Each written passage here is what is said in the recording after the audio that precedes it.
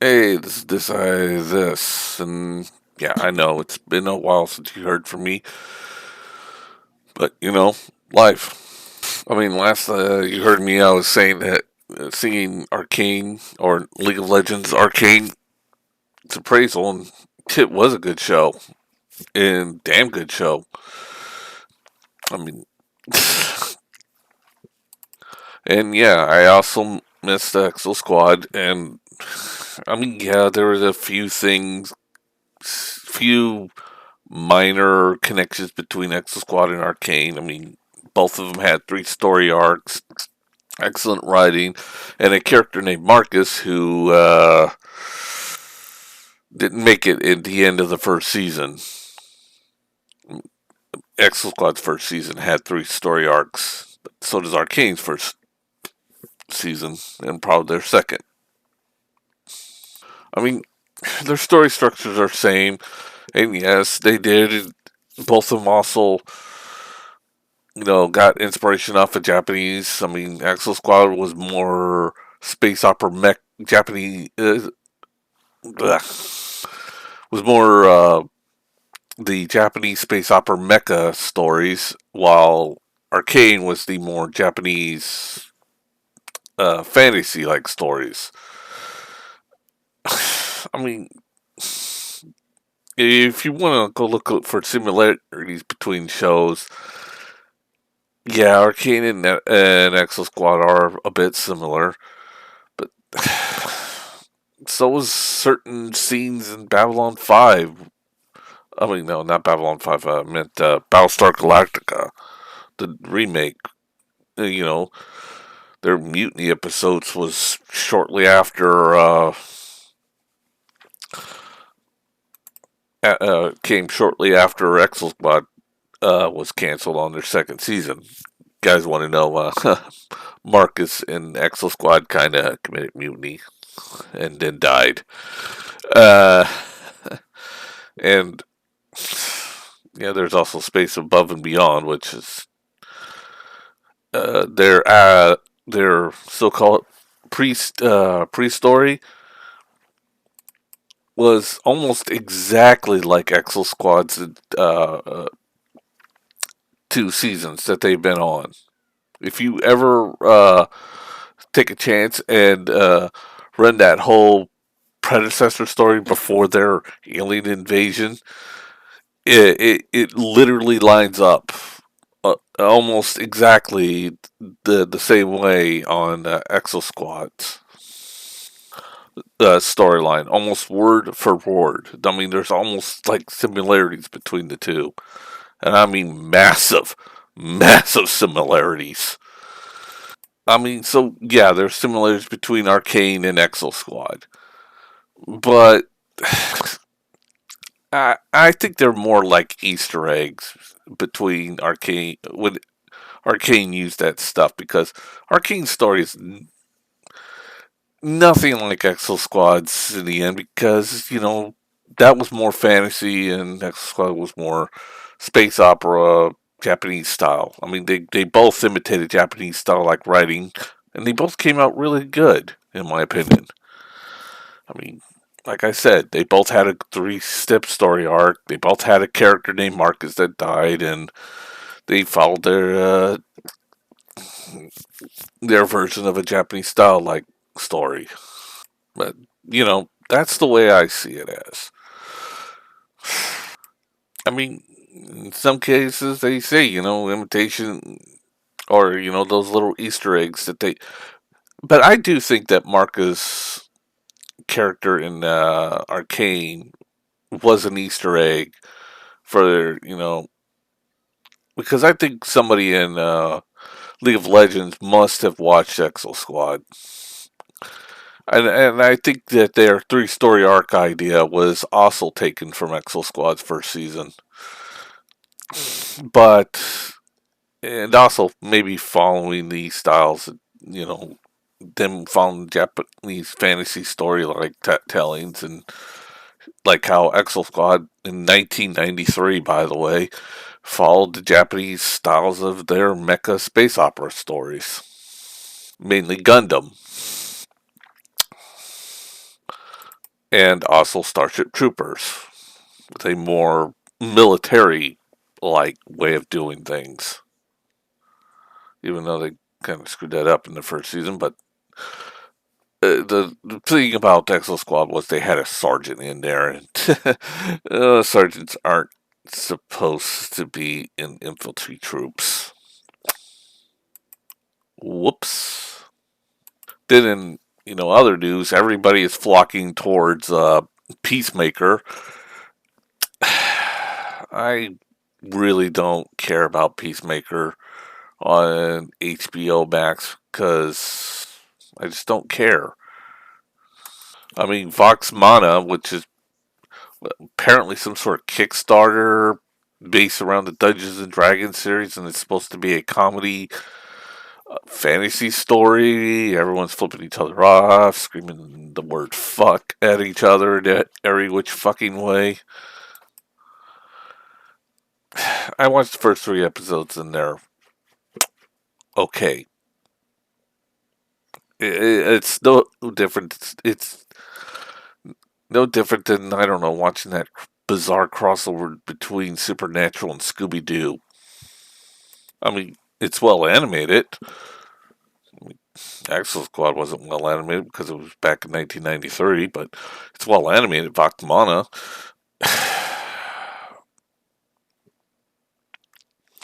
But, let's face it, Arcane just had better animations. Yeah, really excellent storytelling. Sorry, enough about Arcane and Exo Squad. But anyways, Fox Mana, its story was okay. I mean, I figured out that that Knight Captain was dragging by the second episode, and it just was so freaking obvious. It's a bait and switch. I mean, I used to take screenwriting courses, and you begin to understand little tricks they do in the writing area, and something called the bait and switch, where like if you have one scene where a knife is plunged in some guy's chest, and then all of a sudden you see another knife in the guy's hand, you think, "Oh, that guy's the killer," but no, it turns out to be somebody else. That kind of whole bait and switch makes you think that it's one person when really it's somebody else. That's what we call in the screenwriting forums predictable. And the fact that the dragging or that Knight Captain was just barely there, and I was like, yeah, he's definitely gonna, and he's gonna transform into a dragon. Yeah, okay, yeah, I saw that coming a mile away. Look, in the first episode, I thought it was the blue skin guy too, but by the second episode, as soon as the Knight Captain was disappeared and gone as well, I literally said, "Yeah, yeah, he's a dragon. Yep, dragon. Yep, yep. He transformed into a dragon. Yep, saw it coming."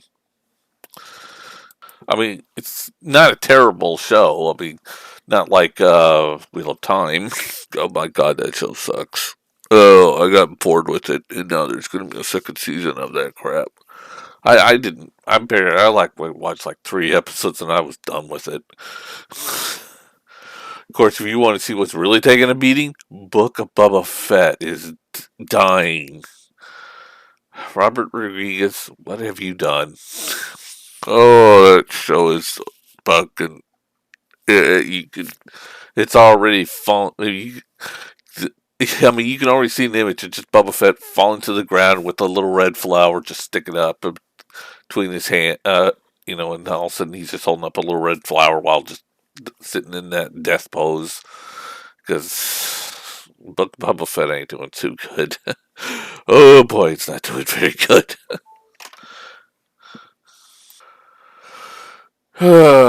Wow. Jacqueline Kennedy, you have destroyed the franchise. Star Wars is dead. But don't worry. That one guy who's in charge of Star Trek, everything that's Star Trek right now is dead. Nobody even cares not about what single show on that thing. It is all dead. Star Wars and Star Trek are just two dead franchises. And now that Netflix is finally out of funding Discovery, well, that's it for Netflix. Not Netflix. I mean, that's it for Star Trek. I mean, they're right now begging for money, from what I understand. Uh, don't give them any money. It's a disaster. I mean, Peacock, that's a piece of shit. The only thing good there is that it's got ExoSquad free, and that's it. I mean, yeah, a lot of their old shows, all free. You just sign up, and next thing you know, you can watch Knight Rider and shit like that for free. You know, I mean, I know it's the American version is the Sky Network because NBC Universal, or basically Comcast, bought the whole thing out from Rupert Murdoch when Disney was trying to buy it out because they needed those servers for to be a part to basically be a part of their Disney Plus, but NBC Universal somehow got it first, and but I also know that it was supposed to be part of the original deal between Fox and, I mean, the when Disney was buying out Fox, but it just didn't happen. So now Sky is owned by Comcast and is now here in the U.S. called Peacock. Uh,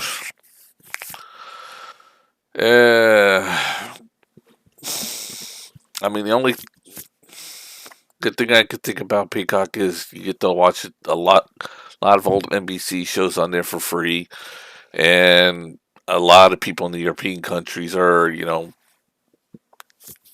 doing some kind of VPN service just so they can watch a lot of those shows. And if they are, watch ExoSquad. I mean, it was a good show, man. But if you want to know why Peacock ain't available in European countries, it's simple. It is. It's called Sky. I think they end up having to pay for it, though, which is bullshit, in my opinion. I think, all the shit that's free on Peacock, they should make free on Sky. Yeah, it's all NBC crap, but and old Universal TV shows and programs, especially ExoSquad.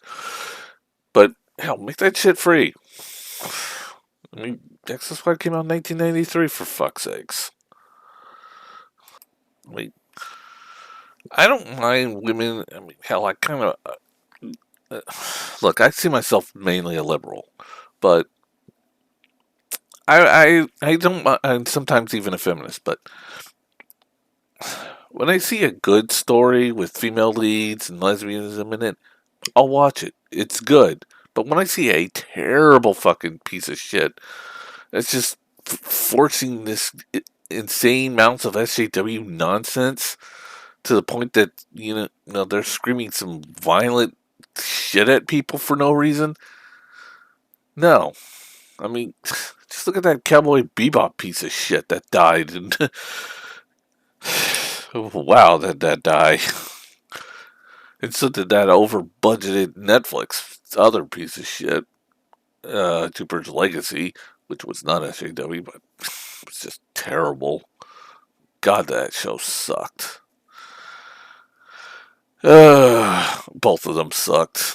Both of them cost Netflix untold amount of money, especially Cowboy Bebop, which was just hilarious. And that old female Ghostbusters. That was also a piece of shit. Afterlife, from what I understand, was a much more better film. I haven't been meaning to see that film. No, I haven't seen it yet, but I've been meaning to. Spider-Man, like, what was it? Far From Home is doing really good, which I thumbs up on that. But, I don't exactly like to go out there with the massive deadly virus. I mean, yeah, I got all three of my shots, so I'm good, but Ugh. Of course, you want to see real train wreck? Just go look at DC Comics and Marvel Comics right now. They're a disaster. Ever since Joe Quesada and uh, Dan Didio took over, Joe Quesada took over Marvel and Dan Didio took over DC. Of course, Dan Didio didn't want to call himself editor in chief. He decided to go with the new one called Chief Creative Officer, which went to Jeff Jones. Then finally they picked an editor in chief, but Dan Didio really did a number, and everything he has done with DC Comics has destroyed it. Which thankfully he's been fired right before the pandemic hit, but he was fired.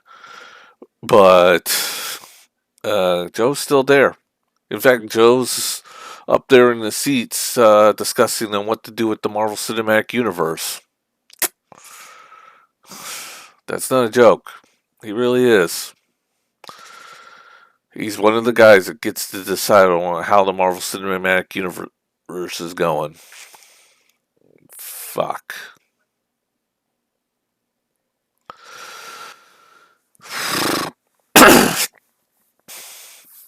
Uh, right now, Warner Bros. Is a disaster. And it's going to go to Discovery. I just hope they don't bring back Dan Didio. Just leave him fired. Just don't ever bring that guy back again. In my honest opinion, Dan Didio was a fucking idiot. And Joe Quesada's just an asshole. Once this is did that, this is third expectation. I can't really say it. I mean, Dan Didio used to write for DC comic books, and all of his stories were so terribly bad that pretty much 90% of his stories had to be retconned.